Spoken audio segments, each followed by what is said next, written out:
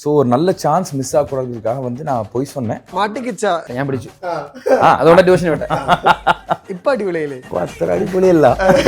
പുള്ളിക്കാരനെ ഭയങ്കര പാവമായിട്ടും കാണിക്കാം, ടൈം ഭയങ്കര അടിപൊളിയായിട്ടും കാണിക്കാൻ പറ്റും. എൻ്റെ ലൈഫിൽ കഥ പറയാൻ ഏറ്റവും കൂടുതൽ ടെൻഷൻ അടിച്ച് പുള്ളിക്കാരനെ പറയാം, സാർ അത് ഷൂട്ട് ചെയ്തതൊന്ന് കാണണം, ഒരു 1/2 hour കാണണം, എനിക്ക് தெரியும் என்ன நடக்குது, நீ எப்படி பண்ணுவேன்னு எனக்கு தெரியும், அவ்வளோதான். അച്ഛൻ പറഞ്ഞത് ഐദർ സിനിമ അല്ലെങ്കിൽ ക്രിക്കറ്റിന് പോകണം. സോ അപ്പോൾ ഞാൻ സിനിമാനെ എടുത്ത് ഞാൻ தட் இஸ் மை பேஷன் சொல்லி வந்தேன். அம்மா ஆக்சுவலாக மலையாள சினிமாவில் வந்து நல்ல நல்ல கேரக்டர்ஸ் கிடைச்சது அம்மாவுக்கு. എല്ലാവരും പറഞ്ഞത് ശാന്തനുക്ക് നല്ല ആക്ഷൻ വരുത്. ഇത് എനിക്ക് ആദ്യമായിട്ട് പറഞ്ഞത് അൽഫോൻസ് ഏട്ടനാണ്. പുള്ളിനെ എങ്ങനെയാ മീറ്റർ ക്രാക്ക് ചെയ്തത്? അൽഫോൻസ് ഏട്ടൻ എന്ത് ചെയ്താലും ഒരു ഫണ്ട് വരും, അതിൽ ഭയങ്കരമായിട്ട് ദേഷ്യപ്പെട്ട ഒരു ഫണ്ട് വരും. ഈ പടം ഷൂട്ട് തുടങ്ങി 10ാം ദിവസം തന്നെ പുള്ളിക്ക് ടോപ്പ് സ്റ്റാറിന്റെ, പേര് പറയുന്നില്ല, സ്റ്റാറിന്റെ പടത്തിൽ വില്ലനായിട്ട്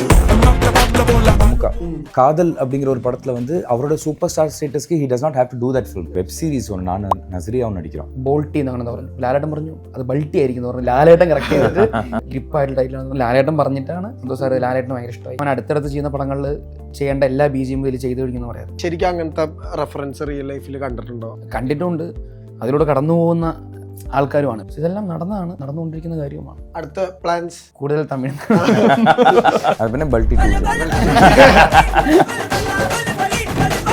hi hello viewers, welcome to our show Untold with Ajin. ഇന്ന് നമ്മുടെ കൂടെ കുറച്ച് അൺടോൾഡ് സ്റ്റോറീസ് പറയാനുള്ളത്. ബൾട്ടി എന്ന ചിത്രം തിയേറ്ററിൽ വലിയ രീതിയിൽ സ്വീകാര്യത നേടിക്കൊണ്ടിരിക്കുകയാണ്. അപ്പോൾ അതിൻ്റെ കുറച്ച് വിഷയങ്ങൾ പങ്കുവയ്ക്കാൻ വി ഹാവ് ഡയറക്ടർ ഉണ്ണി ശിവലിംഗം ആൻഡ് ശാന്തനു ഭാഗ്യരാജ്. രണ്ടുപേർക്കും വെൽക്കം. ഈ മൾട്ടിൽ ഷോർട്ട് ഫിലിമില് ഇൻട്രോയില് ഇൻസ്പയർഡ് ഡയറക്ടേഴ്സില് സെൽവരാഘവൻ സാറിന്റെ പേരുണ്ടായിരുന്നു. അപ്പോ അപ്പോ ശരിക്കും ആ ടെറൈനിൽ തന്നെയാണല്ലോ ബൾട്ടിയും ഏകദേശം. അപ്പോ അവിടുന്ന് ആ പേര് വെച്ചെടുത്തുനിന്ന് അദ്ദേഹത്തിനെ വില്ലനാക്കിക്കൊണ്ട് സിനിമ ചെയ്യുന്നു.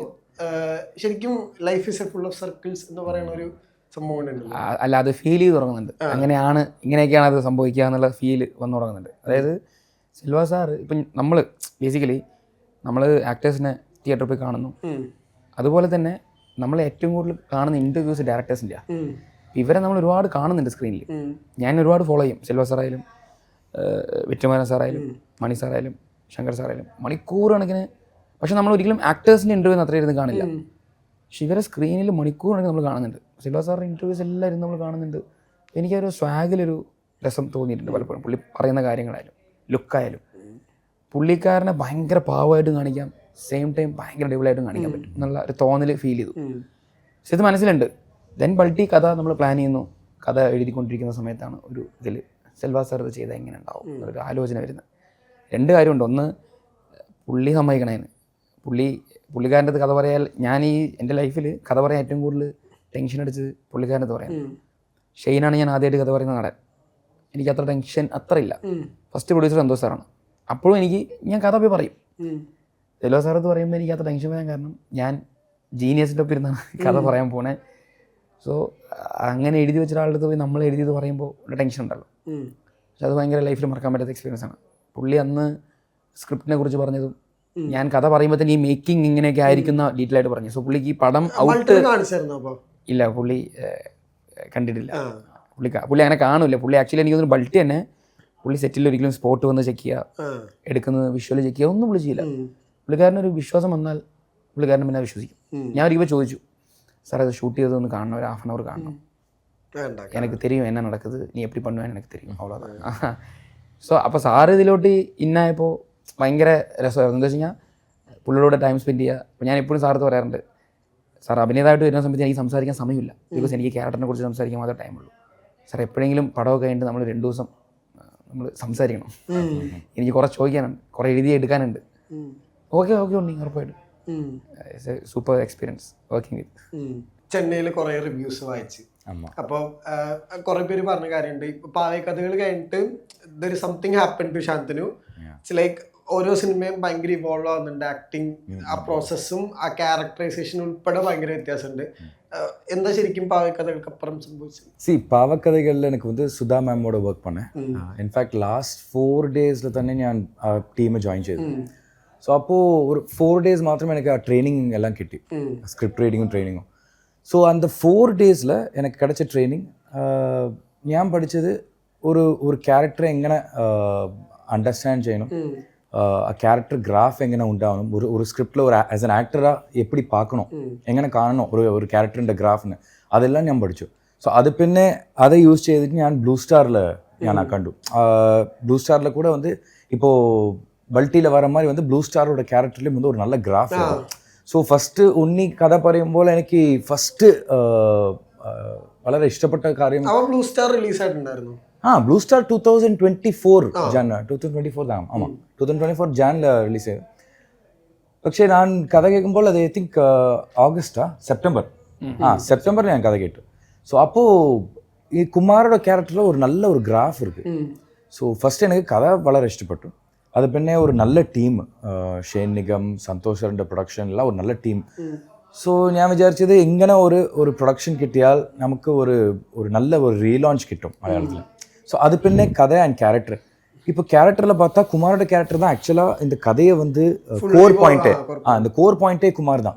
குமார் பண்ணுற விஷயங்கள் தான் வந்து செல்வா சார்கிட்ட போகிறது, அடுத்தது அல்ஃபோன்ஸ் சார்கிட்ட போகிறது, எல்லா இடத்துலையும். ஸோ அந்த கேரக்டரோட ஒரு இன்னசென்ஸ் எனக்கு வளர இஷ்டப்பட்டு. அது பின்னே கேரக்டரில் வர எப்படி சொல்கிறது வருண கில்ட் போர்ஷன்ஸ், ஃப்ரெண்ட்ஷிப்பில் வருண கில்ட் போர்ஷன்ஸ், அது அங்கே வந்து ஒரு நல்ல ஒரு ஹெல்ப்லெஸ்னஸ் ஒரு கேரக்டரைசேஷன் இருக்கும். ஸோ இதெல்லாம் எனக்கு വളരെ ഇഷ്ടപ്പെട്ടു. ஸோ அப்போ நான் உன்னிகிட்ட சொன்னேன், நான் உറപ്പായിട്ട് ഞാൻ ഈ സിനിമ ചെയ്യും. ഇൻഫാക്ട് ഞാൻ வந்து ஒரு பொய் சொல்லிட்டேன், இந்த மாதிரி வந்து மலையாளம் தெரியும். பிகாஸ் ஒரு லாங்குவேஜ்னால வந்து ஒரு சான்ஸ் மிஸ் ஆகக்கூடாது. இப்போது என்னை போல തന്നെ ஆக்டர்ஸ் எல்லாருக்கும் நல்ல சான்ஸ் வேண்டி எல்லாருமே வந்து பார்த்துட்டு இருக்காங்க. ஸோ ஒரு நல்ல சான்ஸ் மிஸ் ஆகக்கூடாதுக்காக வந்து நான் പോയി சொன்னேன். പക്ഷേ അത് പിന്നെ ഞാൻ പാലക്കാടിലെ സ്മിത്താന്ന് ഒരു ടീച്ചർ, അവരോട് പിന്നെ മനസ്സിലായി ഞാൻ പിടിച്ചു. അതോടെ ട്യൂഷൻ വിട്ട. இல்லை அப்போ நான் அதுவும் சொன்னேன், என்னென்னா வந்து பெர்ஃபார்மன்ஸ் பண்ணுறப்போ இமோஷன்ஸ் வந்து இமோஷனில் இருக்கணும், ஃபோக்கஸ் டைலாகில் இருக்கக்கூடாது. ஸோ கொஞ்சம் படித்தா பெட்டர்னா. அது பின்னா ஒரு மாதம் டியூஷன் எடுத்து ஸ்மித்தான்னு ஒரு டீச்சர் பாலக்காடில். ஸோ ஆன்லைன் டியூஷன்லாம் எடுத்து அதுக்கப்புறம் இங்கே 1 month வந்து ஸ்டண்ட் ட்ரைனிங், പാലക്കാടിലെ കബഡി ട്രെയിനിങ് എല്ലാം ചെയ്യുമ്പോൾ കുറേ സംസാരിച്ചിട്ടുണ്ട്. സോ അപ്പോൾ പേസി കുറച്ച് ഒരു ഫ്രീ ഫ്ലോ ആയിട്ട് വന്നു. இப்போ அத்தனை அடிப்பொலியல்ல, പക്ഷേ ലൈഫ് കാപ്പാത്തുற அளவுக்கு நான் பேசுவேன், அந்த அளவுக்கு தெரியும் எனக்கு. ഇപ്പൊ ശരിക്കും എങ്ങനെ കാസ്റ്റിംഗിലേക്കൊക്കെ വരണേ ഇനിഷ്യലി? ഇപ്പൊ ഷൈൻ വന്നു, ബാക്കി എല്ലാവരും എങ്ങനെയാണ്? കഥ എഴുതി കഴിഞ്ഞതും ഫസ്റ്റ് വരുന്ന തന്നെ ഭയങ്കര ആക്ഷൻ ഈ ലെവലിൽ ചെയ്തു വെക്കണം. ആ ക്യാരക്ടറിന് ഡാൻസ് ചെയ്യണം, കബഡി കളിക്കണം. അപ്പോൾ കബഡിയിലൊക്കെ അന്നേ പ്ലാൻ ഉണ്ടായിരുന്നു, കട്ട് ചെയ്തൊന്നല്ല പോകുന്നത്, സിംഗിൾ ഷോട്ട് കബഡി പ്രോ ആയിട്ട് ചെയ്യുന്നു. ജമ്പി ബൾട്ടിങ്ങിന് അടിക്കണം, അടിച്ചെണീറ്റ് പോയി നിൽക്കണം. അപ്പോൾ അത്രയും ഫിസിക്കലി അത്രയും പറ്റുന്ന ഒരു ആക്ടറായിരിക്കണം, അത്രയും അടിപൊളിയായിട്ട് ചെയ്യാൻ പറ്റുന്ന ആക്ടറായിരിക്കണം. സോ അതിൽ ഉള്ള ഒരാളാണ് ഷെയ്ൻ. ദെൻ പെർഫോമൻസ്, അതും ഈ പറഞ്ഞ അത്രയും ചേഞ്ചസ് ഉണ്ട്, ഈ സ്വാഗ് വേണം. പിന്നെ എനിക്കൊരു ചേഞ്ച് ചെയ്ത് കാണിക്കണം എന്നുണ്ടായിരുന്നു. അപ്പോൾ ഇതെല്ലാം ഏതെങ്കിലും ഒരു നടനെ ടോട്ടലി ഇതിനു മുമ്പ് ഇല്ലാത്ത പോലെ ചേഞ്ച് ചെയ്ത് കാണിക്കാനുണ്ടാവും. സോ ഇതെല്ലാം നോക്കുമ്പോൾ ഷെയ്നിലോട്ട് എത്തുന്നത്. സോ തന്നെ ചേഞ്ച് ഓവർ ആ ലുക്ക് വൈസ് ആയാലും ആ റൗഡി റഗ് ലുക്ക് ആയാലും എല്ലാം. സോ ഷെയ്നാണെന്ന് ഫിക്സ് ചെയ്തു. ഷെയ്ൻ്റെ അടുത്ത് പോയിട്ട് കഥ പറയുന്നു, ഷെയ്ൻ ഇന്നാവും. അതിന് വേറെ ഓപ്ഷനോ വേറെ നടൻ്റെ അടുത്ത് കഥ പറയുക ഒന്നും ഉണ്ടായിട്ടില്ല. ഷെയ്ൻ്റെ അടുത്ത് മാത്രമേ പറഞ്ഞുള്ളൂ, ഷെയ്ൻ വന്നു ഫസ്റ്റ് ആക്ടർ പറഞ്ഞ പോലെ. ദെൻ ഷെയ്ൻ വന്ന ശേഷം അടുത്തത് നമുക്ക് ഈ സിനിമ കേരള തമിഴ്നാട് അതിർത്തി ആയതുകൊണ്ട് തന്നെ ഈ സിനിമയ്ക്ക് ഇവിടെ സാധ്യതകൾ ഫീൽ ചെയ്തു. അതായത് ഈ പറയുന്ന തമിഴ് ക്യാരക്ടേഴ്സിനെ കൊണ്ടുവരാം, തമിഴിൽ കുറച്ചുകൂടെ എക്സ്പ്ലോർ ചെയ്യാൻ പറ്റും. പിന്നെ എനിക്കുണ്ടായിരുന്ന ആദ്യത്തെ ഫീൽ ഒരു നോർമൽ ഒരു മലയാള സിനിമ എന്ന് പറയുമ്പോൾ ഉണ്ടാവുന്ന ഒരു ആൻറ്റോണിസ്റ്റ് അല്ലെങ്കിൽ ഒരു വില്ലൻ ക്യാരക്ടർ അല്ലെങ്കിൽ ഒരു സപ്പോർട്ടിങ് ആക്ടേഴ്സ്, ഇവരെല്ലാം മാറ്റി ഒന്ന് പരീക്ഷിക്കാം. പണം മൊത്തത്തിൽ നോക്കുകയാണെങ്കിൽ ഒരു ന്യൂ കളേഴ്സ് കൊടുക്കാമെന്ന് പറഞ്ഞിട്ട് മൊത്തത്തിൽ എല്ലാ കാസ്റ്റിംഗ് എടുത്തെങ്കിൽ എനിക്ക് തോന്നുന്നു ഇപ്പോൾ കഴിഞ്ഞ 3 വർഷമായിട്ട് മലയാളത്തിൽ മുൻനിരയിൽ അഭിനയിക്കുന്ന സഹകഥാപാത്രങ്ങൾ ആരും തന്നെ ഉണ്ടാവില്ല. ഇപ്പോൾ സെൽവരാമൻ സാറിൻ്റെ right hand left hand, Alphons ചേട്ടൻ്റെ റൈറ്റ് ഹാൻഡ് ലെഫ്റ്റ് ഹാൻഡ്, ഇവരെല്ലാം എനിക്ക് തോന്നുന്നു പുതിയ ആൾക്കാരാണ്. മാക്സിമം അത് പ്ലാൻ ചെയ്തിരുന്നു, അങ്ങനെ നമ്മൾ റിപ്പീറ്റ് ചെയ്യണ്ടെന്ന് പറഞ്ഞിട്ട്. സോ അതിൻ്റെ ഭാഗമായിട്ടാണ് എല്ലാം നമ്മൾ പുതിയ ആൾക്കാരെ പ്ലാൻ ചെയ്ത്. ദെൻ ആർട്ടിസ്റ്റ് മലയാളം തമിഴ് സംസാരിക്കണം. മൈൻഡിലുണ്ടായിരുന്നു തമിഴ് നന്നായി സംസാരിച്ചുള്ളൂ, മലയാളം തമിഴ് ചൊയോടുകൂടി സംസാരിക്കണം. സോ ഈ പടത്തിന് ഓഡിയൻസ് കേൾക്കുമ്പോഴും എനിക്ക് മലയാളം തമിഴ് ചൊയോടുകൂടി മലയാളം ഫുൾ ആൻഡ് ഫുൾ വന്നാൽ എങ്ങനെ ഉണ്ടാവും എന്നുള്ള അതൊക്കെ പരീക്ഷണത്തിൻ്റെ ഏരിയയാണ്. അത് കുറേ പേർക്ക് നന്നായിട്ട് വർക്കായി, കുറേ പേർക്ക് അവിടെ തമിഴ് ഫീൽ ചെയ്തു എന്ന് പറയണതൊക്കെ ആ ഏരിയയൊക്കെ ഇച്ചിരി എക്സ്പെരിമെൻ്റൽ ഏരിയ തന്നെയാണ്. കാരണം പ്രൊഡക്ഷൻ കൂടുന്നതുകൊണ്ട് അങ്ങനെയൊക്കെ ചെയ്യാൻ പറ്റി. കാരണം ചോദിക്കാം, മലയാള സിനിമയാണ്, ഫുൾ ആൻഡ് ഫുൾ മലയാളം മതി, ഈ കഥ മൊത്തം കൊച്ചിയിലോട്ടോ കോഴിക്കോട് എടുത്ത് വെക്കുന്നൊക്കെ അങ്ങനെയൊന്നും അവർ പറഞ്ഞില്ല. അതിൻ്റെ ഫ്രഷ്നെസ്സും ഫ്ലേവറും അങ്ങനെയാണെങ്കിൽ അങ്ങനെ തന്നെ പിടിക്കാമെന്ന് പറഞ്ഞ് അങ്ങനെ തന്നെ പ്ലാൻ ചെയ്തത്. ദെൻ അതുകൊണ്ടാണ് അടുത്തത് തമിഴിൽ നിന്ന് നമുക്കൊരു സെക്കൻഡ് ഉദയൻ്റെ ഒപ്പം നിൽക്കുന്ന ഒരു ക്യാരക്ടർ നമുക്ക് ആരെ പ്ലാൻ ചെയ്യാന്ന് പറയുമ്പോൾ ശാന്തിനോട് എത്തുന്നത്. അപ്പോൾ നമ്മൾ ഒരുപാട് ഓപ്ഷൻസ് നോക്കി. അവിടെയും എന്താ വെച്ച് കഴിഞ്ഞാൽ ഈ പറഞ്ഞ ആക്ഷൻ ചെയ്യണം, സ്പോർട്ട് ഭയങ്കരമായിട്ട് ചെയ്യാൻ പറ്റണം. പുള്ളി ഒരു ക്രിക്കറ്റ് പ്ലെയറാണ്, നന്നായിട്ട് ക്രിക്കറ്റ് കളിക്കും. അത് മാത്രമല്ല இல்லை ஸ்கூலில் கேப்டனாக இருந்தேன். அதுக்கப்புறம் காலேஜில் கிரிக்கெட் விட்டு എന്തിനാ വെച്ചാൽ അച്ഛൻ പറഞ്ഞത് ഐദർ സിനിമ ഇല്ലെങ്കിൽ ക്രിക്കറ്റ് എന്ന് പറഞ്ഞു. സോ അപ്പോൾ ഞാൻ സിനിമ എടുത്ത് ഞാൻ ദാറ്റ് ഇസ് മൈ പാഷൻ சொல்லி വന്നേ. കോളേജ് പിന്നെ എല്ലാം സെലിബ്രിറ്റി ക്രിക്കറ്റ് ലീഗ് എല്ലാം തുടങ്ങിയല്ലേ, അപ്പോൾ വീണ്ടും ക്രിക്കറ്റ് കളിക്കാൻ തുടങ്ങി. ഇപ്പോഴും ഭയങ്കരമായിട്ട് കളിക്കും. അപ്പോൾ പുള്ളി ഭയങ്കര ആക്റ്റീവാണ്. അതന്നെ അങ്ങനെ ശാന്തിന് പോയിട്ട് കഥ പറയുന്നു, പുള്ളി ഇന്ന വന്നു. ഇതിന് പിന്നെ ഒരു കബഡി പ്ലെയർ എന്തായാലും വേണം. ഈ 4 പേരിൽ എനിക്ക് ഒറിജിനൽ കബഡി പ്ലെയർ ആണെന്ന് പറഞ്ഞാൽ ജെക്സൺ വരുന്നു. ശിവ എൻ്റെ സുഹൃത്താണ്, ഒരുപാട് വർഷമായിട്ട് എൻ്റെ കൂടെയുള്ള സുഹൃത്താണ്. ശിവൻ എനിക്കറിയാം അവൻ എന്തൊക്കെ ചെയ്യും. ഇതിനു മുമ്പ് അവന് ഫൈറ്റ് ഒന്നും ചെയ്തിട്ടില്ല, പക്ഷെ എനിക്കറിയാം അവനോട് ഫൈറ്റ് ചെയ്യാൻ പറ്റും. അങ്ങനെ ശിവ ഇന്നാവുന്നു, ഈ 4 പേര് തയ്യാറാവുന്നു. ദെൻ പിന്നെ സെൽവ സാർ വരുന്നത് ഈ പറഞ്ഞ പോലെ തന്നെ പുതിയ പരീക്ഷണം എന്ന രീതിക്ക് മാത്രമാണ്. കാരണം എഴുതുമ്പോഴൊന്നും അങ്ങനെ സെൽവ സാറിലോട്ട് എനിക്ക് പ്ലാൻ ഇല്ല. കാസ്റ്റിംഗ് സമയത്താണ് നമുക്ക് സെൽവ സാറിലോട്ട് പോയാലോ നല്ല ധൈര്യം വന്നതും പുള്ളിടത്ത് കഥ പറയുന്നത് പുള്ളി ഇന്നാവുന്നു. അൽഫോൺസ് ചേട്ടൻ്റെ ക്യാരക്ടറിന് എനിക്ക് മലയാളത്തിൽ ഇതുവരെയും ചെയ്യാത്തൊരു ക്യാരക്ടർ ഒരാൾ ചെയ്താൽ കൊള്ളാമെന്നുണ്ട്. അത് ആക്ച്വലി ഇതന്നെ ഈ അൽഫോൺസ് ചേട്ടൻ്റെ ആ ഒരു ദേഷ്യപ്പെടലും, അൽഫോൺസ് ചേട്ടൻ എന്ത് ചെയ്താലും ഒരു ഫണ്ണ് വരും. അതിൽ ഭയങ്കരമായിട്ട് ദേഷ്യപ്പെട്ട ഒരു ഫണ്ണ് വരും. അത് പുള്ളി ദേഷ്യത്തോടെ പറയുന്നതാണ്, പക്ഷെ അതിൽ ഒരു ഫണ്ണിൻ്റെ ഒരു എലമെന്റ് ഇവിടെ കിടപ്പുണ്ട്. അത് പുള്ളിക്ക് മാത്രമുള്ള ഒരു ഇതാണ്. എനിക്ക് തോന്നുന്നു പുള്ളിക്ക് വലിയൊരു ഇതാണ് തുറന്നു വന്നിരിക്കുന്നത് അടുത്തതിലൂടെ. പിന്നെ കാരണം ഈ പടം ഷൂട്ട് തുടങ്ങി 10-ാം ദിവസം തന്നെ പുള്ളിക്ക് ഇവിടുത്തെ ഒരു വലിയൊരു, അതായത് ഇവിടുത്തെ ടോപ്പ് സ്റ്റാറിൻ്റെ, പേര് പറയുന്നില്ല, സ്റ്റാറിൻ്റെ പടത്തിൽ വില്ലനായിട്ടൊരു ക്യാരക്ടർ വന്നു. അത് വരും, അടുത്ത അനൗൺസ് വരും. സോ അതിനുശേഷം കുറേ ഓഫേഴ്സ് വന്നിട്ടുണ്ട്. സോ അൽഫോൺസ് ചേട്ടൻ സ്ക്രീൻ പ്രസൻസ് ഭയങ്കരമാണ്, ഭയങ്കരമായിട്ട് ചെയ്യും എന്നുള്ള ഒരു കോൺഫിഡൻസ് ഉണ്ടായിരുന്നു. പക്ഷെ പുള്ളിക്ക് അത് വരുന്നില്ല. പുള്ളി എൻ്റെ അടുത്ത് 3-4 തവണ വരുന്നില്ല എന്ന് മാറ്റി പറഞ്ഞ് അവസാനം ഞാൻ പുള്ളിയുടെ പോർഷൻസ് ഷൂട്ടിൻ്റെ തലേന്ന് വിളിച്ച് എമോഷണലി മെസ്സേജ് ഒക്കെ അയച്ചിട്ടാണ് അൽഫോൺസ് ചേട്ടൻ കടന്നു വരുന്നത്. ദെൻ പക്ഷേ ഭയങ്കര സപ്പോർട്ടാണ്. അതായത് എന്താ വെച്ച് കഴിഞ്ഞാൽ ആക്ടറാണെങ്കിൽ പോലും എൻ്റെ ഒരു ഏട്ടനെ പോലെ കൂടെ നിന്ന് ഭയങ്കരമായിട്ട് എന്നെ സപ്പോർട്ട് ചെയ്തു. ഇപ്പം എനിക്ക് എവിടെയെങ്കിലൊക്കെ സമയം വേണമെന്ന് പറഞ്ഞാൽ പ്രൊഡ്യൂസറത്തെ പോയി സംസാരിച്ച് എനിക്ക് സമയം മേടിച്ചിരുന്ന അത്രയും കമ്പനിയാണ്. ഇതിന് അങ്ങനെ അൽഫോൺസ് ചേട്ടൻ ആ പുതുമ അത് മാത്രം ബേസ് ചെയ്തിട്ടുള്ളൂ. പുതുമ എന്ന രീതിക്ക് അൽഫോൺസ് ചേട്ടനെ കൊണ്ടുവരുന്നു. അതുപോലെ തന്നെ ചേച്ചി ആൻ്റോണി, അങ്ങനത്തെ ഒരു ക്യാരക്ടർ വരുമ്പോൾ അതുപോലെ ചെയ്യാത്ത ആരെങ്കിലും കൊണ്ടുവരാം, ദെൻ കുറച്ച് സ്ട്രോങ് ആയിട്ട് കൊണ്ടുവരാം എന്ന് പറഞ്ഞ് ഫീൽ ചെയ്തു. സോ കോസ്റ്റ്യൂം വൈസ് ലുക്ക് ഇങ്ങനെയൊക്കെയാണെന്ന് പ്ലാൻ വന്നതും AI കുറേ പേരെ നമ്മൾ അങ്ങനെ ക്രിയേറ്റ് ചെയ്ത് നോക്കി. ഇവർക്ക് എല്ലാവർക്കും AI സ്കെച്ച് ഉണ്ട്, എല്ലാവർക്കും. ഷെയ്നിന് എനിക്ക് തോന്നുന്നു ആദ്യം ഷെയ്ന് കഥ പറഞ്ഞ ശേഷം ഇംപ്രസ് ആയത് ആ ലുക്കിലാണ്, AI സ്കെച്ചിലാണ്. ചേച്ചിക്ക് ആ AI കാണിച്ചു കൊടുത്ത് ചേച്ചി ഭയങ്കര ഇതായി. ചേച്ചിയാണ് ഏറ്റവും കൂടുതൽ ചോദ്യം ചോദിക്കുക. അതായത് ചേച്ചിയുടെ സീനിൽ മാത്രമല്ല, ശാന്തനുകൊണ്ട് സീനിലും ചോദിക്കും, സെൽവ സാറിൻ്റെ സീനിലും ചോദിക്കും. അപ്പോൾ ഞാൻ പറഞ്ഞു ചേച്ചി അത് അവർക്ക് കറക്റ്റാണ് ചേച്ചി. ഇല്ല എനിക്കത് അറിയണം, കാരണം അതങ്ങനെ കറങ്ങി എൻ്റെ അടുത്ത് വരിക. ഭയങ്കരമായിട്ട് ചോദ്യം ചോദിക്കും. ചേച്ചിയുടെ അടുത്ത് കഥയൊക്കെ പറഞ്ഞ് എല്ലാം ചേച്ചി ദെൻ ആഫ്റ്റർ ദ റിലീസാണ് ചേച്ചി പറഞ്ഞു ഇപ്പം എനിക്ക് ഒരു ചോദ്യമില്ല, എല്ലാം മനസ്സിലായി. ജനങ്ങളത് സ്വീകരിച്ചതിലൂടെ സന്തോഷം. ஆக்சுவலாக கோ டைரக்டர் சொல்லுவார், പൂർണ്ണമായ ചേച്ചിയും ശാന്തനും വരുമ്പോൾ തന്നെ നിറയെ ക്വസ്റ്റ്യൻസ്. ചേച്ചിക്ക് ശേഷം പുള്ളിയാണ് പിന്നെ ഒരുപാട് ചോദ്യം ചോദിക്കുക. അപ്പോൾ ഇവർ രണ്ടും കൂടെ ഉള്ളൊരു സീൻ ഉണ്ട് പടത്തിൽ. അത് ചോദ്യം മാത്രമേ ഉള്ളൂ. അതായത് ചേച്ചി ഒരു 1000 ചോദ്യം പറയുമ്പോൾ പുള്ളി ഒരു 1000 ചോദ്യം, മൊത്തം 2000 ചോദ്യങ്ങൾക്ക് ഉത്തരം പറഞ്ഞുകൊണ്ടിരിക്കുകയാണ്. It's healthy. എന്താ വെച്ച് കഴിഞ്ഞാൽ അത് പറയുന്നതിലൂടെ അങ്ങനെ സംസാരിച്ചാണ് ഒരു സീൻ ഡെവലപ്പ് ആവേണ്ടത്. അപ്പം ഞാനൊന്ന് പറഞ്ഞു കൊടുത്തവർ ചെയ്തു തന്നതിലുപരി ഞാനെപ്പോഴും ഫീൽ ചെയ്യുന്നത് നമ്മളെല്ലാവരും സംസാരിച്ച് സ്റ്റേജ് ചെയ്ത് അത് അങ്ങനെ ഡെവലപ്പ് ആവുന്നതാണ് എനിക്ക് ഏറ്റവും ഇഷ്ടം. അങ്ങനെയാണ് ചെയ്തിരിക്കുന്നത്. പല സീനുകളും ടോട്ടലി മാറിയിട്ടുണ്ട് സെറ്റിൽ വെച്ചിട്ട്. ഇവരും കൂടെ ചോദിച്ച് നമുക്ക് പുതിയൊരു സാധനം വർക്കായിട്ടൊക്കെ അങ്ങനെ ചേച്ചിയിലോട്ട് വരുന്നു. ദെൻ പിന്നെ ഈ പറയുന്ന ബാക്കി കാസ്റ്റിങ്ങിൻ്റെ ഭാഗമാണ് ഈ ബാക്കി പുതിയ ആൾക്കാരെല്ലാവരും ഒറ്റൊരു കാര്യം വെച്ചുള്ളൂ. അവർ ഈ അടുത്തായിട്ട് ഒരുപാട് സിനിമകളിൽ വന്ന മുഖങ്ങളാവരുത്, തമിഴ് സംസാരിക്കണം, ചെറുതായിട്ട് പാലക്കാടൻ ടച്ച് കിട്ടിയാൽ നല്ലത്. ദെൻ അവർ ഗംഭീരമായിട്ട് അഭിനയിച്ചില്ലെങ്കിലും കുഴപ്പമില്ല, അവർക്ക് ബിഹേവ് ചെയ്യാൻ ഉള്ളൊരു ഫീൽ കൊണ്ടുവന്നാൽ മതി. ഇതാണ് നമ്മൾ ഓഡിഷനെ പ്രോപ്പറായിട്ട് വെച്ചിരുന്നത്. അതിൻ്റെ ബേസിലാണ് എല്ലാവരും എടുത്തത്. പിന്നെ ഇതിലായിട്ടും ടഫ് എനിക്ക് തോന്നുന്നു പ്രീതിയുടെ കാസ്റ്റാണ്. പ്രീതി എന്താ വെച്ച് കഴിഞ്ഞാൽ ഞാൻ അയോധ്യ എന്നുള്ള സിനിമ കണ്ടിട്ട് എനിക്ക് ഭയങ്കര പെർഫോമൻസ് വർക്കായി.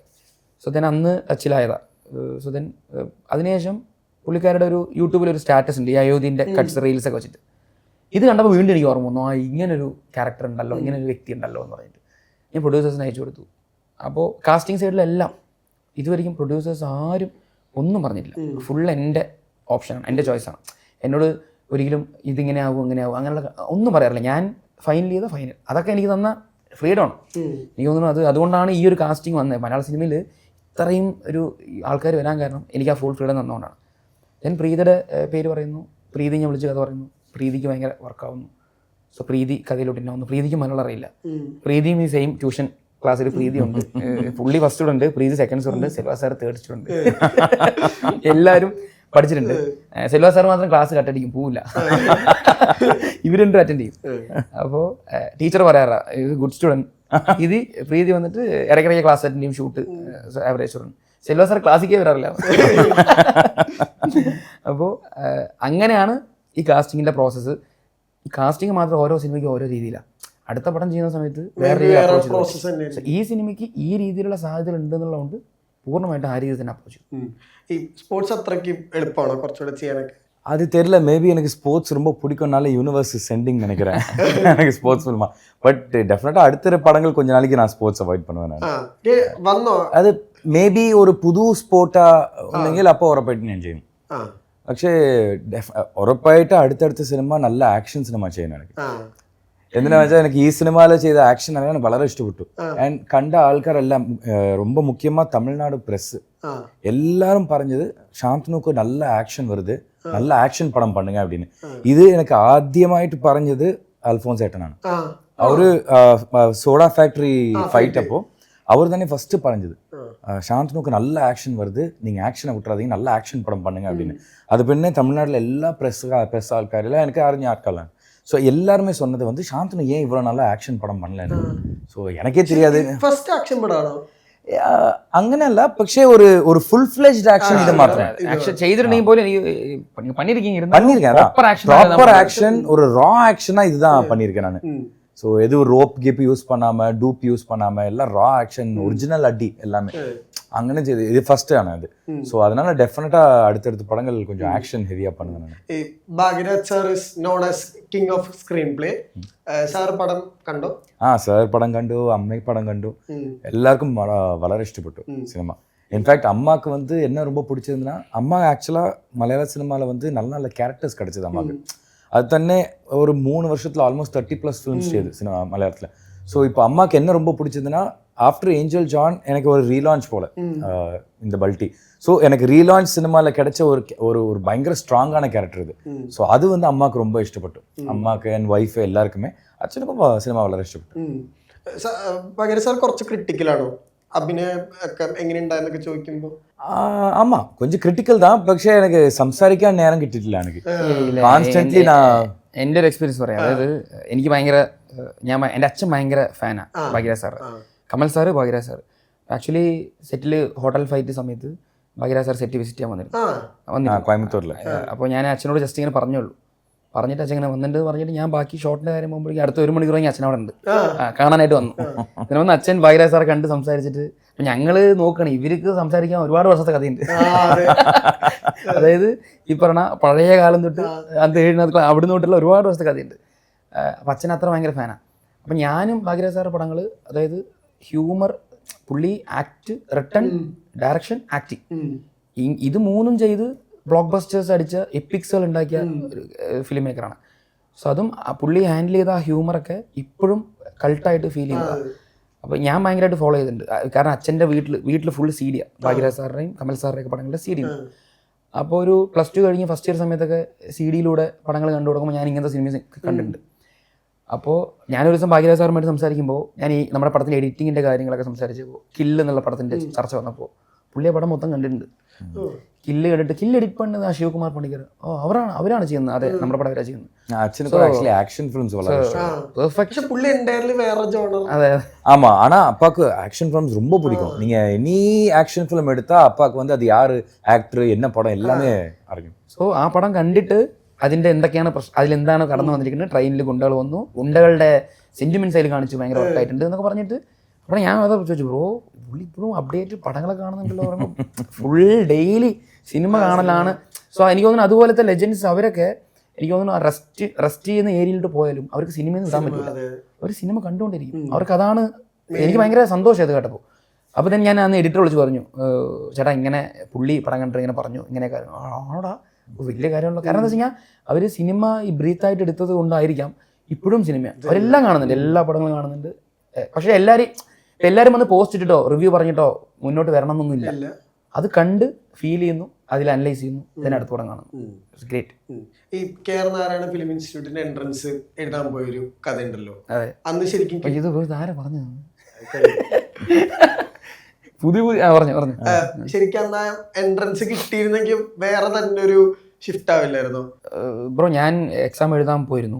എക്സാം എഴുതിയിട്ട് എനിക്ക് കിട്ടിയില്ല. 2 തവണ ഇവർക്ക് തിരിച്ചിരിക്കും. 2 തവണ എനിക്ക് കിട്ടിയില്ല.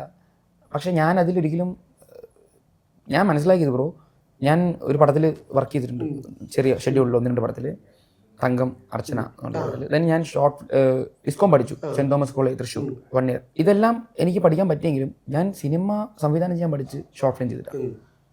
ഞാൻ ഇന്ന് എന്നോട് ആര് ചോദിച്ചാലും ഞാൻ പറയും ഷോർട്ട് ഫിലിം ചെയ്തോളൂ.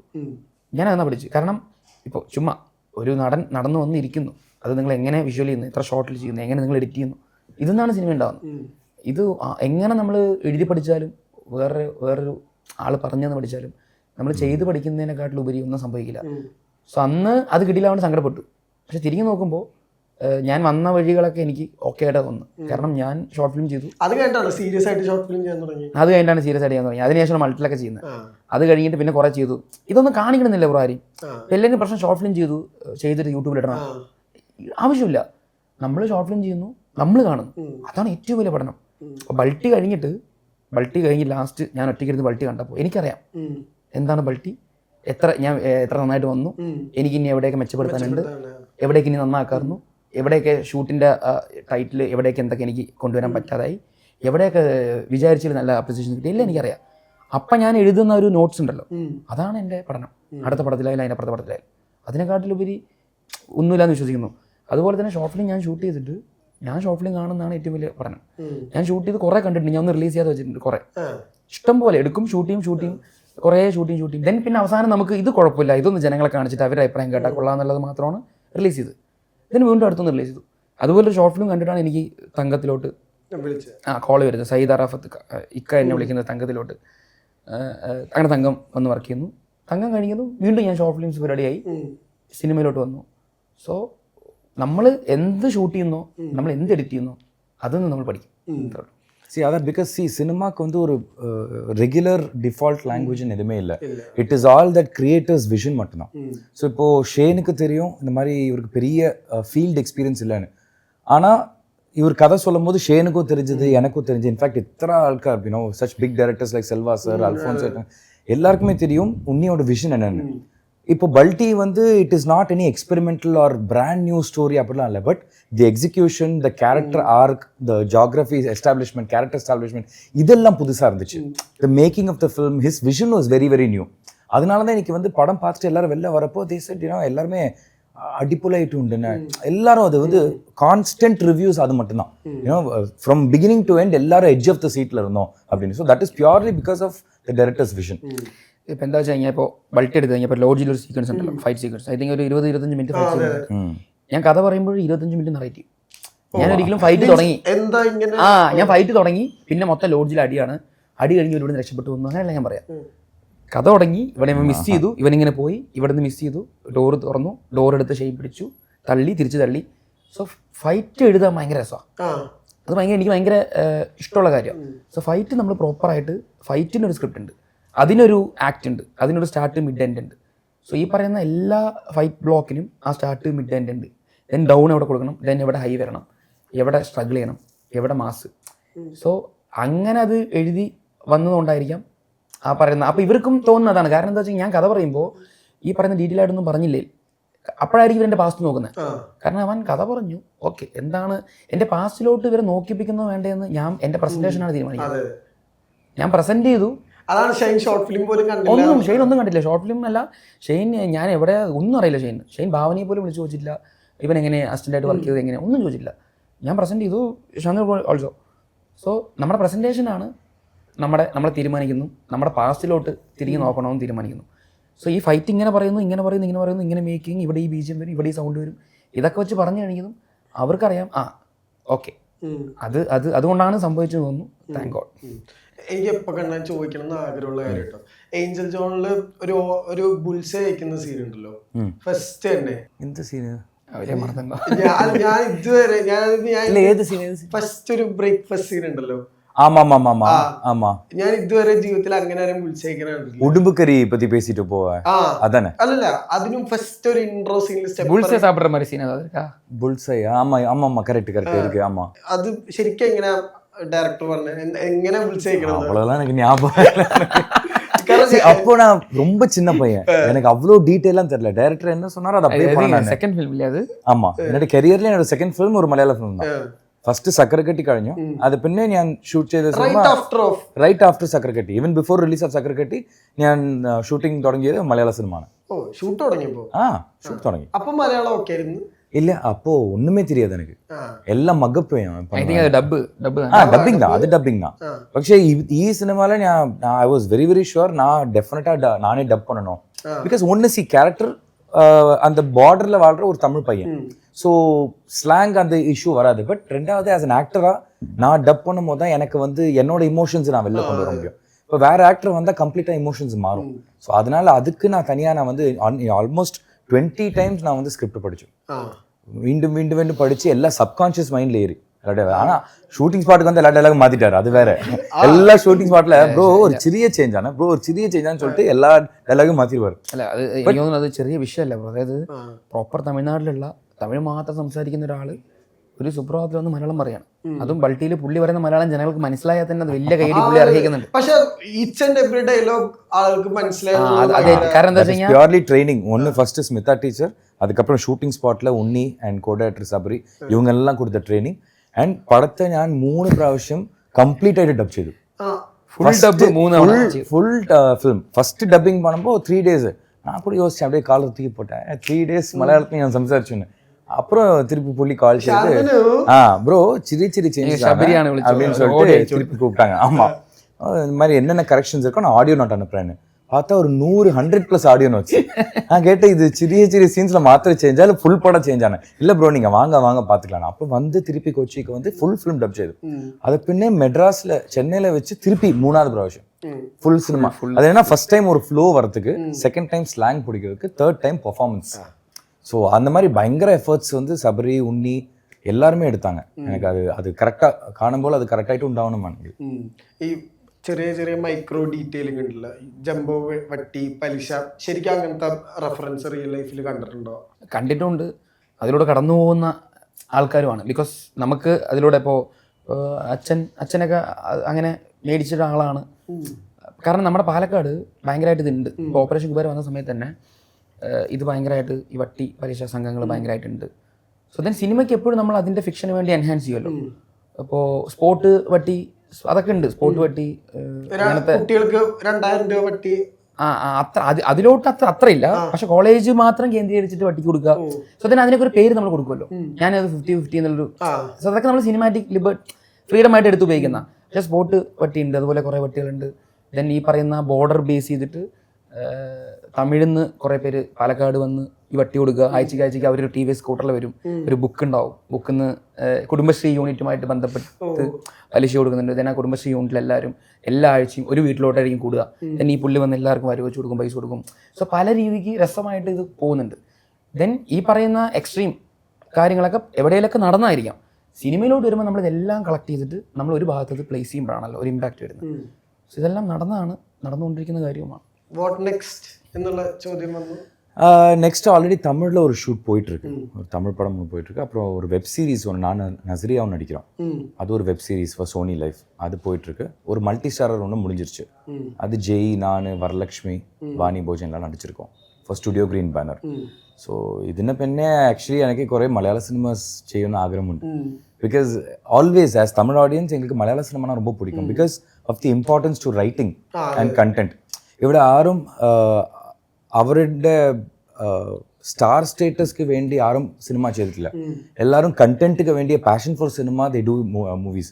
Like for example you take Mammukka, Kaathal அப்படிங்கிற ஒரு படத்தில் வந்து அவரோட சூப்பர் ஸ்டார் ஸ்டேட்டஸ்க்கு he does not have to do that film, but the passion for cinema, passion for good writing Mammukka cinema செய்து. So it's always respectful on Malayalam cinema that you know they gives lot of importance for writing and content. So அதனால் and as an ஆக்டரா I think I've polished my self in you know acting in Malayalam film. So அதனால் உறப்பாயிட்டு எனக்கு இன்னும் நிறைய വളരെ മലയാള cinema ചെയ്യണം. ഈ ലാലേട്ടനായിട്ട് പിന്നെ എങ്ങനെ റെഗുലർ ടച്ച് ഉണ്ടോ, കാണാറും ഇങ്ങനെ? ഇല്ല, അവളോ ടച്ച് ഇല്ല. പക്ഷേ ഇപ്പോൾ ഈ സിനിമ തുടങ്ങും മുൻപ് പാലക്കാടിലെ കണ്ടു, എംപുരാൻ ഷൂട്ടിംഗ് അപ്പോൾ ഞാൻ കണ്ടു. അപ്പോൾ ഞാൻ പോയി പറഞ്ഞു, ലാലേട്ടൻ இந்த மாதிரி ஒரு மலையாள படம் பண்றேன். பல்ட்டி இல்லையா, அறியும் அறியும் அப்படின்னு சொன்னாரு. Because previous day Unni meet பண்ணியிருக்காரு. ஸோ அவருக்கு மைண்டில் இருந்திருக்கு பல்ட்டின்னு ஒரு படம். அதுக்கப்புறம் ஆஃப்டர் ஷூட்டிங் இப்போ ரிலீஸ்க்கு முன்பு கூட அவர் நல்ல அவரோட பிளெஸிங்ஸ் அண்ட் விஷஸ் கொடுத்தாரு. ஸோ அந்த விதத்தில் ஐம் വെരി വെരി ഹാപ്പി. ഇത് ആ ടൈറ്റിൽ പുള്ളി കാരണമാണ് ടൈറ്റിലോട്ട് എത്തുന്നത്. ബൾട്ടി ആദ്യം ഞാൻ ടൈറ്റിൽ പറഞ്ഞു, സന്തോഷ് സാറ് ഇത് മലയാളത്തിൽ എങ്ങനെ വർക്കാവുന്നൊക്കെ ആലോചിച്ചിരിക്കുമ്പോൾ സന്തോഷ് സാറ് ലാലേട്ടൻ പോയിട്ട് പറഞ്ഞു, കുറച്ച് മാറ്റി പറഞ്ഞു, ബോൾട്ടി എന്നാണെന്ന് പറഞ്ഞു. ലാലേട്ടൻ പറഞ്ഞു അത് ബൾട്ടി ആയിരിക്കും എന്ന് പറഞ്ഞു. ലാലേട്ടൻ കറക്റ്റ് ചെയ്തിട്ട് വീഡിയോ എടുത്ത് കാണിച്ചു കൊടുത്ത് ഇങ്ങനെയാണ് ബൾട്ടി, നല്ല ടൈറ്റിലാണെന്ന് പറഞ്ഞ് ഗ്രിപ്പായിട്ടുള്ള ടൈറ്റിലാണെന്ന് ലാലേട്ടൻ പറഞ്ഞിട്ടാണ് സന്തോഷ് സാറ് ലാലേട്ടന് ഭയങ്കര ഇഷ്ടമായി എന്ന് പറഞ്ഞിട്ട് പിന്നെയാണ് അതിലോട്ടൊക്കെ പോകുന്നത്. സായി എന്താ പറഞ്ഞ പോസ്റ്റർ റിലീസ് കഴിഞ്ഞിട്ട് സായിയുടെ ഒരു പെരുപ്പിക്കൽ അതെ അവൻ ഭയങ്കര ഹാപ്പിയാണ്. എന്താ വെച്ച് കഴിഞ്ഞാൽ അവൻ്റെ ഫസ്റ്റ് പടം അവൻ അതെന്താ പ്രശ്നം അറിയോ, അതായത് ഈ ഫസ്റ്റ് പടം കമ്മിറ്റ് ചെയ്യുമ്പോൾ അവൻ ഇത്രയും പടങ്ങളോ ഇത്രയും പേരും ഇത്രയും ഹ്യൂജ് അല്ല. കാരണം അന്ന് അവൻ ഞാൻ കഥ പറഞ്ഞു, അവൻ പടം സെലക്ട് ചെയ്തു. പിന്നെ ഈ പടമൊക്കെ വരുന്ന സമയത്ത് അവന് പേടി വരും. എന്താ വെച്ച് കഴിഞ്ഞാൽ അയ്യോ ഫസ്റ്റ് പടം ബൾട്ടി, ബിക്കോസ് ഇത്രയും ഡയറക്ടേഴ്സ് ബാക്കി വരുന്ന എല്ലാവരും ഉറപ്പായിട്ടും ഇതിൽ സായുടെ വർക്ക് എങ്ങനെയെന്ന് വെയിറ്റ് ചെയ്യും ഫുൾ ടൈം, ഇങ്ങനെ വന്ന് സീനുകളൊക്കെ എങ്ങനെ ചെയ്തിരിക്കുന്നു. അതുകൊണ്ട് തന്നെ അവൻ എക്സ്ട്രാ എഫേർട്ട് ഇട്ടാണ് ഈ പടം ചെയ്തിരിക്കുന്നത്. എപ്പോഴും സായി ശ്രദ്ധിക്കുന്ന കാര്യം സൗണ്ടിങ്ങിൽ പുതിയൊരു വേൾഡ് വേണം, മ്യൂസിക്കിലുപരി സൗണ്ടിങ്ങിൽ വേണം. അതുകൊണ്ട് ഇപ്പം ഒരു മ്യൂസിക് ട്യൂണ് ലോക്ക് ചെയ്തിട്ട് പോയാലും ഇൻസ്ട്രുമെൻറ്റിലൊക്കെ വെച്ചാൽ പിന്നെ അവൻ അതിൽ വർക്ക് ചെയ്യും, അതിൻ്റെ സൗണ്ടിങ് എങ്ങനെ വരാൻ. ദെൻ മാത്രമല്ല മിക്സിലൊക്കെ ഭയങ്കര കോൺഷ്യസാണ്, മിക്സിലൊക്കെ വന്നിരുന്ന് സറൗണ്ടിങ്ങിൽ ഇങ്ങനെ വരണം, ഗിറ്റാർ ഇവിടെ പ്ലേ, ഇതിലൊക്കെ ഭയങ്കര ക്ലാരിറ്റിയും ഭയങ്കര ഇതും. അവൻ്റെ ഏജ് ഒരു വിഷയമല്ല, അതിനെക്കാട്ടിലുപരി അവൻ എക്സ്പീരിയൻസ് ഉണ്ട് ഈ മ്യൂസിക്കൽ ഇതിൽ. സോ അവന് ഭയങ്കര റെസ്പോൺസ് വരുന്നുണ്ട്, അവൻ്റെ ഡയറക്ടേഴ്സ് വിളിക്കുന്നുണ്ട്, പല സീനും എലിവേറ്റ് ആയതിനെക്കുറിച്ച് സംസാരിക്കുന്നുണ്ട്. ദെൻ ഭയങ്കര ഹാപ്പിയാണ് ആള്. ദെൻ പാട്ടുകളും എല്ലാം റീച്ചായതിലും എല്ലാത്തിലും ഫസ്റ്റ് പടം എന്ന രീതിക്ക് പ്രോപ്പർ ഒരു ഇത് കിട്ടി, ഭയങ്കര നല്ല രീതി അടിപൊളിയായിട്ട് കിട്ടി എന്നുള്ള എൻ്റെ ഹാപ്പിനെസ് വേണം. ஆக்சுவலாக சாயோட work very important for Balti. Because கம்ப்ளீட்டாக இவர் ஒரு விஷனில் படத்தை பார்த்தாருன்னா சாயோட music it elevated the film so much. അത് ഡെഫിനറ്റ്ലി ഹൈലി ടാലന്റഡ്. അവൻ എന്താ പറയുക വെച്ച് കഴിഞ്ഞാൽ അവൻ അടുത്തടുത്ത് ചെയ്യുന്ന പടങ്ങളിൽ ചെയ്യേണ്ട എല്ലാ ബിജിയും ഇതിൽ ചെയ്തു പിടിക്കുന്ന പറയാറ്. അതായത് കാരണം ഇതിൽ 4 ക്യാരക്ടേഴ്സ്, 4 ഹീറോസ്, 3 വില്ലൻസ്, ബാക്ക്ഗ്രൗണ്ട് വേറെ, പിന്നെ മൊത്തത്തിലൊരു കൊമേഴ്ഷ്യൽ ഇതായതുകൊണ്ട് തന്നെ പ്രണയം വേണം, ബിട്രയൽ വേണം, ദെൻ റിവഞ്ച്, ഇതെല്ലാം ഉള്ളതുകൊണ്ട് ഇവന് പല ഏരിയാസിലൂടെയും പോകേണ്ടവരാണ്. സോ ദെൻ ഇപ്പോൾ 1-2 റീൽ വർക്ക് ചെയ്ത് കഴിഞ്ഞാലും 5ാമത്തെ റീൽ വർക്ക് ചെയ്യുമ്പോഴായിരിക്കും 1ാമത്തെ റീലിൻ്റെ ഐഡിയ വീണ്ടും വരുന്നത്. ദെൻ അവിടെ പോയി വീണ്ടും വർക്ക് ചെയ്യണം 5-നുമായിട്ട് മാച്ചായിട്ട്. ദെൻ വീണ്ടും 7 വർക്ക് ചെയ്യുമ്പോൾ 2 വീണ്ടും. സോ ഇങ്ങനെയൊക്കെ അവൻ എൻ്റെ അടുത്ത് പറഞ്ഞ കാര്യമോ, അടുത്തടുത്ത സിനിമകളിൽ ഇത്രയും വർക്കില്ല ബൾട്ടി. So happy. ദെൻ എനിക്ക് ഫ്രണ്ടായതുകൊണ്ട് തന്നെ, എൻ്റെ സുഹൃത്താണ്, ഫ്രണ്ടായതുകൊണ്ട് തന്നെ എനിക്കും ഭയങ്കര, ഞാൻ ആസകൂടെ കണ്ടിട്ട് മെസ്സേജ് അയച്ചിട്ട് ഒക്കെയാണ്. സോ ദെൻ അപ്പോൾ ആദ്യത്തെ മീറ്റിങ്ങിൽ തന്നെ സംസാരിച്ച് ക്ലോസ് ആവുന്നു, ഫ്രണ്ട്സ് ആവുന്നു, പിന്നെ എല്ലാ കാര്യങ്ങളും ഡിസ്കസ് ചെയ്യുന്നു, അടുത്തടുത്ത പരിപാടിയെക്കുറിച്ച് സംസാരിക്കുന്നു. അവൻ അവൻ്റെ സിനിമ അടുത്ത് എന്താണ് എല്ലാം എൻ്റെ അടുത്ത് പറയും. അങ്ങനെ ഒരു ബോണ്ട് വന്നുകൊണ്ട് തന്നെ മ്യൂസിക് വർക്ക് ഞങ്ങൾക്കും ഭയങ്കര രസമായിരുന്നു. കാരണം പെട്ടെന്ന് തന്നെ അറിയാം എനിക്കെന്താ വേണ്ടതെന്ന് അവനറിയാം. ചില ട്യൂണൊക്കെ തന്നിട്ട് പറയും ഇത് എനിക്ക് ഇഷ്ടമില്ല എന്നറിയാം, ഞാൻ വേറെ ഡയറക്ടർ കൊടുത്തോളാം, ഞാൻ വേറെ കൊടുത്തോളാം. അല്ല ചുമ്മാ തമാശക്ക് പറയും, അങ്ങനെ പറഞ്ഞു കഴിഞ്ഞാൽ ഞാൻ മേടിക്കില്ലോ എന്ന്. അങ്ങനെ രസമായിട്ടുള്ള ഇതായിരിക്കും പോവുക. സോ ദെൻ അപ്പോൾ കുറേ ഭയങ്കര രസമായിരുന്നു ആ മ്യൂസിക്കൽ ജേണി. അടുത്ത പ്ലാൻസ്? അടുത്തത് സൂപ്പർ, നല്ല ഓഫേഴ്സ് വരുന്നുണ്ട്, നല്ല കോൾസ് വരുന്നുണ്ട്. ഇവിടുന്നാണ് തമിഴ്, കൂടുതൽ തമിഴ്. സോ സന്തോഷമുണ്ട് ഒരുപാട്. സോ ദെൻ ഇപ്പോൾ ഒരേ ലക്ഷ്യമുള്ളൂ, ബൾട്ടി പൂർണ്ണമായിട്ടും ജനങ്ങളോട് എത്തിക്കുക. കാരണം ആക്ഷൻ പടമാണ്, വയലൻസിൻ്റെ എന്ന രീതിയിലൊരു കഥ പുറത്തു വന്നിരുന്നു. സോ ദെൻ ഞാൻ കഴിഞ്ഞ ഇൻ്റർവ്യൂസിലൊക്കെ പറഞ്ഞിരുന്നു, ഇതിൻ്റെ ആക്ഷൻ എല്ലാം വ്യക്തമായിട്ടുള്ള റീസൺ ഉണ്ട്. നിങ്ങൾക്ക് തന്നെ അവനെ കൊല്ലണം തോന്നുമ്പോഴാണ് ക്യാരക്ടേഴ്സ് കൊല്ലുന്നത്, അപ്പോൾ അതിൽ തെറ്റില്ല. നിങ്ങൾക്ക് അയ്യോ എന്തിനാണ് അവനെ കൊന്നതെന്ന് തോന്നുമ്പോഴേ തെറ്റ്, കൊല്ലുന്ന രീതിയും. അതുകൊണ്ട് നിങ്ങൾക്ക് തന്നെ എൻ്റെ അടുത്ത് ഒരു ഓഡിയൻസ് പറഞ്ഞാണ് സിൽവ സാറെ വളരെ പെട്ടെന്ന് കൊന്നു, സിൽവ സാർ വന്ന് കുത്തി നോക്കണം, അത്രയും ദേഷ്യം ആ ക്യാരക്ടർ വരുന്നതുകൊണ്ടാണ് അങ്ങനെ കൊല്ലാൻ തോന്നുന്നത്. സോ ദെൻ ഫാമിലീസിനും കാണാൻ പറ്റിയ, എല്ലാവർക്കും അടിച്ചു പൊളിച്ച് തിയേറ്ററിൽ തന്നെ കാണാൻ പറ്റിയ പടമാണ്. കാരണം ചില സിനിമകളൊക്കെ ഓഡിയൻസിനൂടെ കാണുമ്പോൾ കിട്ടുന്നൊരു രസം, അത് പൂർണ്ണമായിട്ടും ഉള്ള പടമാണ്. இன்ஃபேக்ட் நான் சென்னையில் கொஞ்சம் தியேட்டர் ஒன்ஸ் போனேன். அங்கே இன்ஃபேக்ட் நான் ஒரு ரீல் கூட போட்டிருக்கேன். அதில் ஒருத்தர் சொன்னார், அவரோட கூட இருக்கிற 5 வயசு பையன், அந்த பையனுக்கு படம் ரொம்ப பிடிச்சிருக்கு. அவர் சொன்னார் என் பையனுக்கு ரொம்ப பிடிச்சிருக்கு அப்படின்னு சொல்லி சொன்னார். ஸோ இது வந்து ராவாக இருந்துச்சு. எஸ் வைலன்ஸ் கூடுதலாக இருந்துச்சு. பட் ஆனால் அது வந்து பயங்கர இமோஷனலாக அது கனெக்ட் ஆன ஒரு வைலன்ஸாக இருந்துச்சு. இப்போ இவர் சொன்ன மாதிரி இல்லை, எஸ் அவனை அடிக்கணும், அவனை கொல்லணும் அப்படிங்கிற ஃபீல் ஆடியன்ஸுக்கு வர மாதிரி. அது special mention to both stunt masters, Vicky master and Santhosh master. 2 பேருமே அகைன் அவங்களுக்கு ஒர்க் என்ன ஈஸியாக இருந்துச்சுன்னா இவரோட ரைட்டிங் எவ்வளோ கிளியர் கட்டாக ஆக்ஷன் எங்கே உண்டாகணும், என்ன வேணுங்கிறது அவ்வளோ. பிகாஸ் இது விக்கி மாஸ்டர் கிட்ட சொன்னார், சந்தோஷ் மாஸ்டர் கிட்ட சொன்னார். உன்னி அவ்வளோ கிளியராக வந்து வச்சிருக்காரு. அவர் மைண்டில் கிளியராக இருக்குது, ரைட்டிங்கில் கிளியராக இருக்குது, ஆக்ஷன் எங்கன்னா உண்டாகணும்னு. ஸோ அதனால வந்து அவங்களோட എഫേർട്സ് വെരി ബിഗ് എഫേർട്സ്. അത് മാത്രമല്ല അപ്പോൾ അതുകൊണ്ട് ഈ പടം എല്ലാവരിലോട്ട് എത്തുന്ന പടമാണ്, എല്ലാവരും വന്ന് കാണേണ്ട പടമാണ്. സോ നല്ല റെസ്പോൺസ് കിട്ടുന്നുണ്ട്, ഗ്രേറ്റ് റെസ്പോൺസ് കിട്ടുന്നുണ്ട്. പക്ഷേ ഫാമിലി ഓഡിയൻസ് ഇപ്പോൾ കയറി തുടങ്ങി. ഇപ്പോൾ കഴിഞ്ഞ ഇന്നലെയും മിനിഞ്ഞാന്നൊക്കെ ജെന്യൂനായിട്ട് കുറേ പേര് കയറി തുടങ്ങുകയും ഒരു കുടുംബം പറഞ്ഞാണ് അടുത്ത വീട്ടിലവർ പറഞ്ഞിട്ട് വന്നാണെന്നൊക്കെ. സോ അങ്ങനെ ബൾട്ടിയുടെ യാത്ര ഇനിയും തുടരണം, ബൾട്ടി എല്ലാവരോട്ടും എത്തിക്കണം എന്നുള്ളതാണ് ഇപ്പോഴത്തെ ലക്ഷ്യം. ദെൻ അടുത്തത് പിന്നെ അത് പിന്നെ ബൾട്ടി 2 ചെയ്യണം.